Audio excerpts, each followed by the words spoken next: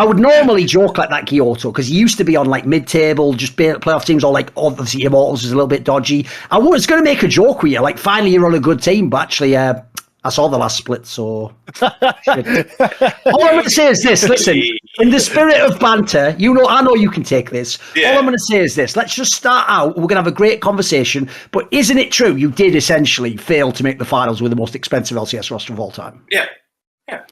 That's a joke slash icebreaker, but let's get into it though. Like, you must have had huge expectations. Yeah. I mean, of course, dodging that means that I can't learn anything from it. Like, it's just, we were supposed to win. We had a team that was built to win. We didn't, we failed. I think that biggest fail was to not finish the series against 100 Thieves and underestimated it the way that we did. But the way that we played in that weekend, we would probably still lose in the finals against EG after EG 3-0 100 Thieves in the game before. So yeah, regardless, like, we didn't win. It was a failure. And looking back, it did make us better, but we could reach to the point that we are now without losing Spring Split. I have a serious question, though, to ask along those lines, which is this. Because, as I said, in your history in the past, you either had, like, playoff teams where, like, some players are good, but it's very rare you ever had you never had a team like this where you just get given, like, the best players in theory, right? It must be a totally different experience working with the best player. I remember talking to my boy Grabs. He went from fucking, like, Roccat with, like, again, like, nobodies to, like, he had the G2 super team. Like, in this scenario, what are the different challenges we're working with all those massive names, personalities, like, the best players?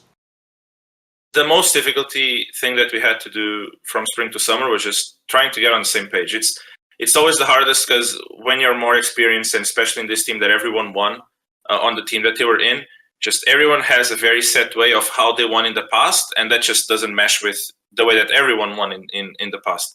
So that was the hardest time. But obviously in this type of teams, I just give a lot more freedom to how they want to prepare themselves with obviously some guidelines. But if these type of players reach this point, is because they understand how to get the best out of them. And obviously in reviews, I'm way less, I guess, directive or militaristic than I was in the other teams, because the game knowledge present on the players is obviously very different as well. Yeah, and I what's striking to me about you moving over to Team Liquid, and I'd like to hear how you made this decision, is that you've been a coach who has traditionally done very well, like getting the most out of up and coming players and scouting talent and basically like maximizing value of lower budget rosters. And so it was a bit surprising to me that you, given your kind of expertise in that area, that you would move over to Team Liquid, which is like exactly the opposite of all those things, where instead of teaching players how to become, better professional players, you're working with people who are really at the top of veteran status. And it's more about managing egos and personalities than it is about kind of being the central authority figure within the team. I mean, at some point, I want to win, that was obviously one big factor. But obviously, before even making that decision, I talked with all the players, and it's one of those rare occasions with this team that I don't know how much the ego in check needs to be done, because even though all of them are very experienced players, they are also all very easy to talk to. I agree with that. Some of them some of them like surprise me from the way that like they play, or even the image that they pass to the outside, mostly from the name that they bear. I wasn't expecting it, but once I saw that it is actually a team that I can talk to and I can input the things that I believe in as well, then I felt that I could use the past experience of trying to bring the best of lower budget teams, the things that I learned from doing that into a more experienced team, and hopefully I could add some value on that. Yeah, I do. Yeah, from talking to all of the, having spoken to like all the players on Team Liquid over the years, they are all very. The team doesn't have a player who's like super aggressive in terms of their personality. They are all really willing to listen for the most part and have kind of constructive conversations. If anything, I would think that the main problem that we saw in terms of play, and the main problem I can see with this group of personalities, is that all of them are somewhat willing to defer to other players in terms of preferential play style. And so it seemed at times last split that you guys kind of lacked an identity. You were bouncing around to various different kinds of compositions, ways you wanted to play the game. And it felt like there wasn't a driving force or a player who's saying like, I'm going to be the carry, like put the weight on me. This is how we want to play the game. And it seemed like you guys lacked a clear identity in spite of having all of these spectacular players. Yeah, that was our main issue. We tried to not only think too much in advance, but also and this is obviously mainly my fault, where we thought that we didn't really try to understand our limitations and try to do things that wouldn't necessarily be the best of our abilities to win, instead of trying to specialize on something that we know we can all be behind and just perform really well. Which is a change that we make going into spring, but going into summer. But in spring, that was the range carry tops and try to carry from everywhere. Wasn't really something that. But this way, let me make a serious point that people often make here. This is something when I've talked to coaches, both on shows and definitely privately, they always say this. They say the main problem with the LCS/LEC schedule, of course, it's like week to week and everyone judges you off the BO1s, is you can either just cynically just try and win the next BO1, in which case you do what you say there. Just pare it down. What can you do now? What are you good at now? What would work now? Just only do that. But they say the problem with that is, that means when you get to like Worlds or MSI, you're like, shit, now I have to actually learn the game. Like we only need one way of playing the game, sort of like. So they say the problem is, if you want to actually be like as good as possible as a team, you should maybe even not try to like specialize and win the spring split. You should almost just practice. So I assume there's a dilemma, right, between which you want to do. Do you want to holistically get totally better at League, or do you want to get good? Do you want to win this next match? That's not always the same thing, right? Yeah, but for me, it's more. So the way that we try to find a balance in that is more than working towards. We want to have Hans carry every time. Always put resources on bot. If our bot doesn't win, we don't win the game, which is kind of like the specific that we are going a little bit more towards now. But the main difference that we change in terms of identity is just defining the mindset that we want to bring to every game.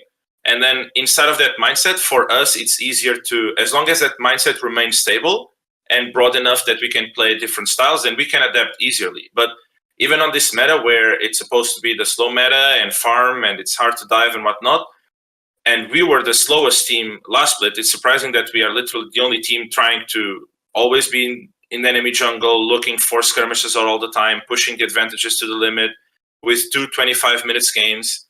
So because that's part of the mindset that we wanted to change. That's what we want to bring as our identity, not necessarily we are a team that plays for bot. No, we want to be a team that constantly pushes our advantages, try to play aggressive in the face of the enemy, skill check the opponent. And that's kind of what I feel it's working out for us and worked in the bootcamp, is just defining a mindset, bringing it to identity, and then win conditions. We just play with that same mindset depending on the win conditions in the game.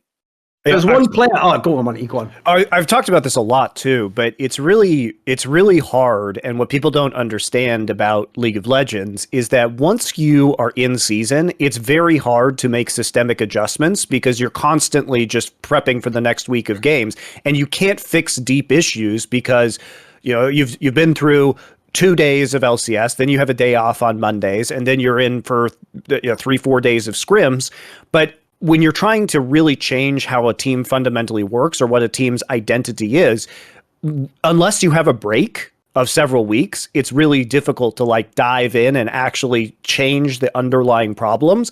For the most part, you fix the underlying problems before the season starts or before the split starts, and then you kind of band-aid the problems until you get to the next big break where you can actually practice for an extended period of time. And one thing that I think was I suspect was a big factor for you is that you didn't have Core JJ in lock-in, and he's such a huge voice within this roster, and his particular play style has dictated how Team Liquid has played. Even though there are many new players on this roster, he has been the constant on this roster, and he is more or less the team captain, and I assume does most of the shot calling within the game. So for him not to be there during lock-in and then to immediately go into the spring split meant that this group of players really never had a chance to form the identity, and you're somewhat spoiled for choice. Like, Whippo's very smart about the game. game, and he can play all these weird matchups, but you have to decide to play them rather than it being like a reactive decision like it felt it was a lot of the time. Yeah, he also didn't play 7 games of the spring split. He didn't play the first 2 weeks, and then he played the 3rd week, but then he had to oh shit, I can't actually say. Then he couldn't be there on the 4th week. He couldn't be there. Good. Save. Couldn't be there on the 4th week. Live show. Keep going. Yeah. He couldn't be there on the 4th week, which was the super week. So then it was 7 games, but yeah, that was also a big part because we had a lot of conflict on. We were fluctuating a lot. I called it during the split internally. I was calling it patch notes. There were a lot of patch notes happening on bot lane, which like one day a matchup plays a certain way and we want to play this champion. The other day it's completely different. There was a patch note at midnight. But the hot fixes are always the worst. Yeah, the hot fixes. Yeah, don't see those coming. By the way, the obvious player I want to ask about. Listen, I referred to your team earlier. One of the guys making that fucking price tag enormous is Bjergsen, the guy who's won all the championships. Like, obviously, it was an enormous move, like optics-wise, for him to come to Team Liquid, to play again. But I have to say this, mate. I know all those little fucks voted him the best mid laner, blah, blah, blah. Listen, mate, I've seen every split Bjergsen's ever played in, all League of Legends. That was probably the worst split he's ever played in his whole career. I'm not dissing him. He was okay. But the problem is, mate, there's a reason he's getting paid millions. I expect more than that. Like, listen, the first few games this split are looking good. That surely wasn't the Bjergsen you expected when you first got him, right? There was some sort of disconnect. There's some games that were just average, right?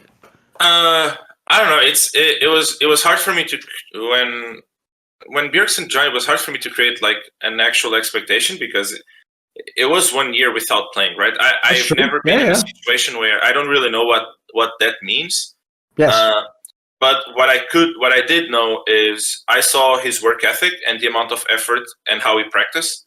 So I knew that at some point he would be a superstar like he was before. I think he still had some really good games last split. Some others some others that weren't as good as everyone else on our team. I think something else that we also didn't have is spring that hurt a bit our consistency is the fact that our practice situation wasn't ideal with let me think what I can say. Our practice situation wasn't necessarily ideal. So we were all in, especially due to the thing that you said, Monty, with Core not being at the start and the lock-in, and during the lock-in, some games Hans didn't play, one game Wipo didn't play. But I think that this type of players, they really need a lot of consistency outside of the game as well, which we do now have. So I'm expecting probably the best Bjergsen split. And this start kind of shows. Well, he hasn't died yet, so. No, I mean, but he hasn't died. But he hasn't died. Playing like Power of Evil, right? Exactly. He hasn't died like actually going for. Listen, that LeBron game was real Bjergsen. That's like the Bjergsen I want to see. That's the one who should get millions. Yeah. Put it this way: the point before is this Guilhoto. I know a lot of fans, because the team was still good, were trying to make it like, he's trying to play like more supportive. It's like they didn't sign him to be golden glue for millions of dollars. You fuck. He's supposed to be a superstar player. He's Bjergsen. So I've got a quick question. It's another spicy one. Here's the problem, Guilhoto. Right? Even though I absolutely do love Peter Dunn, I enjoy talking with him on talk shows. I even think his coaching staff did an amazing job with their team, with the rookies, with the draft. You can see where I'm going. There's a bot coming that's going to make all that. Yeah, I can see the bot, but I'm agreeing with all of that so far. I'm agreeing with all of it. Here's the problem when we get to the bot. Half the reason why I personally had no expectations for them to sign, I'm not surprised they barely won any games against top teams, is because in my opinion, I know this sounds harsh, they didn't win that split. Team Liquid, 100 Thieves and Cloud9 lost that split. Like, the rosters you guys have on paper, the players you have... Listen, mate, they could have done all the same shit if those rosters actually were good. I'm sorry, they don't win the bloody LCS. Come on. No, Am I hating? I think that... I mean, I agree with half, not the other half. I think that I think it's fair with us. I think it's fair with Cloud9 as well, because they clearly imploded during playoffs. Yes, of course. I would, from the start, put them above 100 Thieves. Okay. To be fair. I think that was like the only one that I... Like, Abadaga was having a shameful performance for the first half of the 100 spring Thieves split. is this team that I keep having a lower opinion, but they keep surprising me at key moments. Like at the end, they always seems to have this run, right? So maybe I should just like stop. But for some reason, we scrim against them at the start, and they seem like they are gonna finally implode with the roster that has been together for so long. Finally, this is a split. They're playing pretty poorly. This is the time. And I felt the same way at the start of last split. Okay. So that's why, like, my expectations, even from scrims, because EG was the one at the start of the scrims that was actually giving us really good practice. It was basically only EG. I would say that from the scrim bucks, EG was definitely top of the scrim bucks throughout the last split. That's why they did so well in the lock-in as well, etc. Yeah, of course. Papa Smithy told me that he would rather face TL in the playoffs than EG because they were fucking wrecking people in scrims. And we had 80% win ratio against one of the teams in scrims. So imagine EG. Yeah. Like, they were just really good in scrims. And then they translated it on stage. Like, it's just, I think, as you said, I think it's a lot of credit to also their coaching staff. I do agree that we and C9 did throw a kind of like in playoffs, which we should have been the favorites coming in. But against one of the teams, I'll kind of put in at least on the same level. I don't know, Finn. Okay, maybe I'll give that one back. I'll give you that one. But I mean, your point's still valid, right? If two of them threw, then they still kind of like.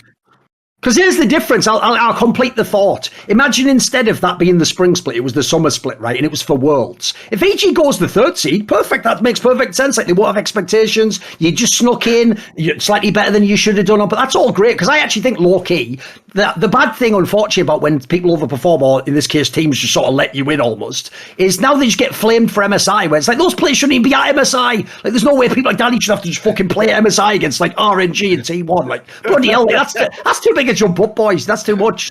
Putting Jojo Pia in against Faker, Caps, and Zhao is not. That's just cooler than usual. He's a rookie. He's a rookie, for God's sake. It's the way he even tried to do the classic. Like, he was trying to trash talk. Like, this is going to work out well, but go on. Tell me why you will stop Fake, and go on. No one's done this before. I don't know, like. but maybe that's also the low standards that we have on NA, right? Because there's like this. Oh, they did so well at MSI. Like they did.